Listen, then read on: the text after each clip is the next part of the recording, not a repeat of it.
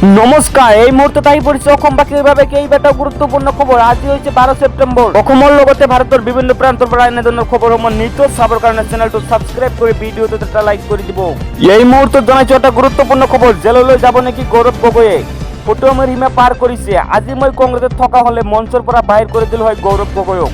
আৰু পুনৰবাৰ গৌৰৱ গগৈৰ বিৰুদ্ধে এই ধৰণৰ আক্ৰমণত প্ৰণত কৰিবলৈ দেখিবলৈ পোৱা গৈছে ৰাজ্যৰ মুখ্যমন্ত্ৰী হিমন্ত বিশ্ব শৰ্মাৰ। মুখ্যমন্ত্ৰী কৈছে গৌৰৱ গগৈয়ে সকলো লিমিট পাৰ কৰিছে। মই যদি এতিয়া বিজেপিৰ বিপৰীতে কংগ্ৰেছ দলত থাকিলোহেঁতেন তেন্তে গৌৰৱ গগৈক মই কংগ্ৰেছ দলৰ পৰা বাহিৰ কৰি দিলোহেঁতেন।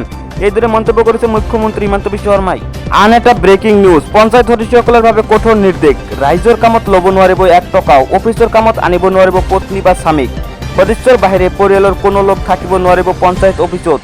জনতাৰ কাম সদস্য নিজেই কৰি দিব লাগিব।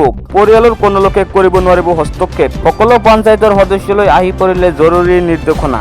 পৰৱৰ্তী খবৰ, অসমত আহি আছে নতুন আইন। যি আইনৰ আধাৰত অসমত থাকিব নোৱাৰিব এটাও বিদেশী এটাও বাংলাদেশী। মুখ্যমন্ত্ৰী হিমন্ত বিশ্ব শৰ্মাৰ কঠোৰ মন্তব্য। আহি আছে নতুন আইন, বিদেশী চিনাক্ত আৰু বহিষ্কাৰৰ দায়িত্ব অৰ্পণ জিলা আয়ুক্তক। কোনে কোনে এৰিব লাগিব অসম, তাৰ এক ডাঙৰ প্ৰতিবেদন। শীঘ্ৰেই আহি আছে নতুন আইন। 1950 কাৰ্যকৰী হলেই অসমত নাথাকে বিদেশী। জিলা আয়ুক্তই চিনাক্ত কৰিব লাগিব বিদেশীক।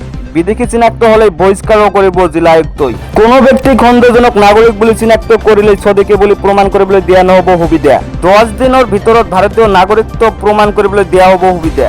এই মুহূৰ্তত অসমবাসীক দিব বিচাৰিছো আন এটা ব্ৰেকিং নিউজ। ৰাজ্যত কঁপাই যোৱা এক ট্ৰিপল মাৰ্ডাৰ। হয়, ৰাজ্যত সংঘটিত হৈছে এক ট্ৰিপল মাৰ্ডাৰৰ ঘটনা। ক'ত সংঘটিত হল এনে ঘটনা সবিশেষ জনাইছো। একোটা পৰিয়ালৰে 3টা সদস্যক জাৰে কপিয়াই হত্যা। 3 সদস্যক হত্যা কৰি দুৰ্বৃত্ত পলায়ন। দীপক নামৰ এগৰাকী ব্যক্তিৰ লগতে পৰিয়ালৰ সদস্যক হত্যা। চিপাঝাৰৰ নাৰিকলিত সংঘটিত হৈছে এনে ভয়ংকৰ ঘটনা।